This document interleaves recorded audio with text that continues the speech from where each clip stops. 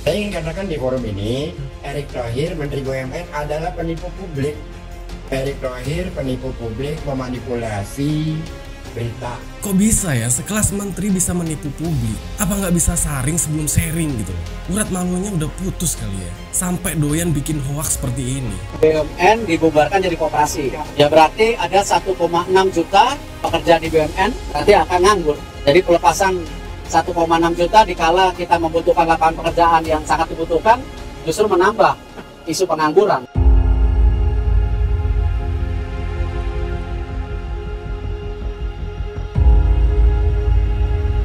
Inilah fitnah recehan muncul lagi, gengs. Dari seorang menteri BUMN yang tuduh Timnas Amin akan merubah BUMN menjadi koperasi.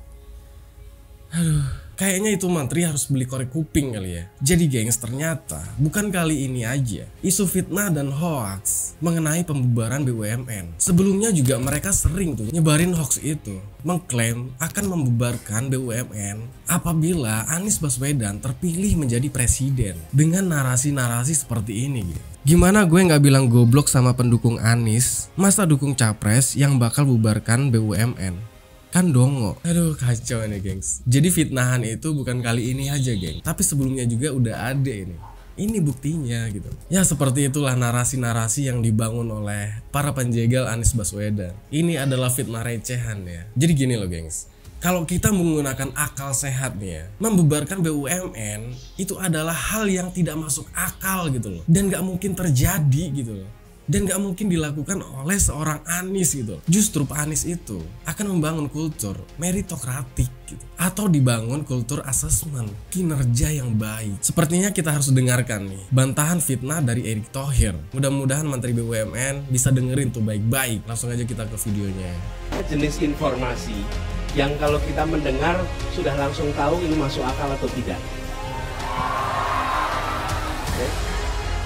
Nah, kalau ada jenis informasi yang kita dengar tidak masuk akal dan dikutip oleh yang memegang kewenangan, maka yang memegang kewenangan tidak sedang menggunakan akal sehat.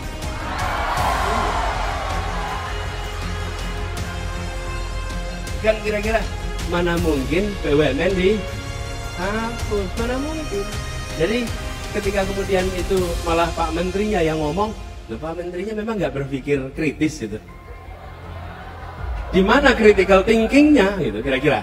Ini sebelum ngomong soal substansi. Tuh, udah denger kan Pak Anies bicara? Kalau nggak denger juga berarti emang tuli. Jadi jelas ya gengs, hal ini juga sudah ditelusuri oleh tim cek fakta Kompas.com bahwa klaim yang beredar tersebut tidaklah benar alias hoax. Pak Anies tidak pernah membuat statement terkait pembubaran BUMN. Dari penjelasan Pak Anies saja kita udah bisa memahami ya, bahwa Pak Anies itu mengharapkan nanti di dalam BUMN itu dibangun kultur meritokratik. Jadi gengs, buat teman-teman yang belum tahu apa itu meritokratik, meritokratik juga bisa dimaknai sebagai kondisi yang bisa menghadirkan kesempatan yang sama kepada semua individu di dalam masyarakat untuk menduduki suatu posisi atau jabatan di publik. Gitu gengs. Ya kita tahu kan, Pak Anies selalu membawa pesan kesetaraan, semua ada kesempatan. Itulah pesan yang selalu dibawa-bawa oleh Pak Anies gitu.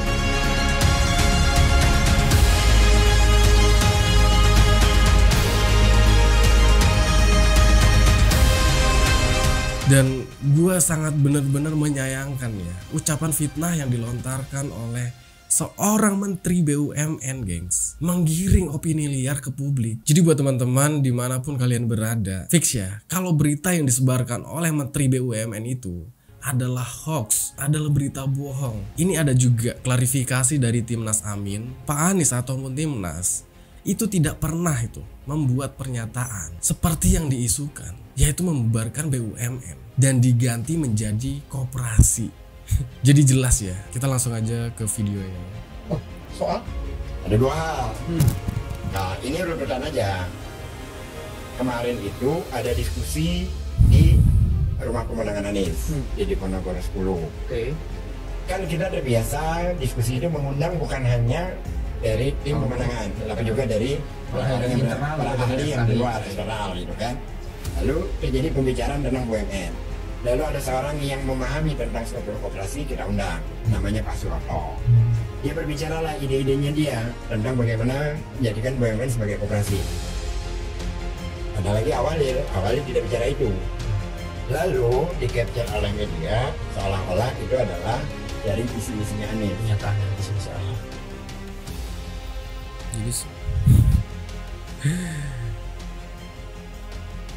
Jadi gengs, sama sekali tidak pernah ya ada sikap dari pasangan Amin untuk mengubah BUMN menjadi koperasi. Karena pasangan Amin ini paham gengs bahwa dasar hukum pembentukan BUMN ini adalah pasal 33 Undang-Undang Dasar 1945 yang menyatakan cabang-cabang produksi yang penting bagi negara yang menguasai hajat hidup orang banyak dikuasai oleh negara. Itulah dasar pembentukan BUMN gengs. Juga Undang-Undang BUMN nomor 19 tahun 2003 dan Undang-Undang Keuangan Negara nomor 17 tahun 2003. Jadi tim Amin gengs memahami itu semua gitu loh. Jadi nggak akan mungkin gitu loh seorang Pak Anies Baswedan punya pemikiran untuk membubarkan BUMN, itu nggak mungkin gitu. Itu diklarifikasi sendiri oleh Pak Anies bahwa isu yang dibawa oleh Pak Erick Thohir itu adalah fitnah, hoax recehan. Ya sekarang kita tunggu aja sih klarifikasinya dari Erick Thohir, sang penipu rakyat. Saya ingin katakan di forum ini, Erick Thohir Menteri BUMN adalah penipu publik. Ini serius. Erick Thohir penipu publik, pemanipulasi berita. Gimana ya guys, kalau hati sudah rusak, kuping pun jadi tuli. Ya gimana ya, seorang Menteri BUMN gitu loh menelan mentah-mentah entah ucapan dari mana, bisikan dari mana, langsung tiba-tiba memfitnah seperti itu. Terakhir gengs, ternyata inilah alasannya si Erick Thohir menggoreng isu fitnahan ini. Oke, langsung aja kita lihat ke videonya. Hari ini Bapak Menteri BUMN Erick Thohir, Pak Erick Thohir membuat isu gorengan seakan-akan pasangan Anies Baswedan dan Muhaimin Iskandar ingin mengubah BUMN menjadi milik koperasi.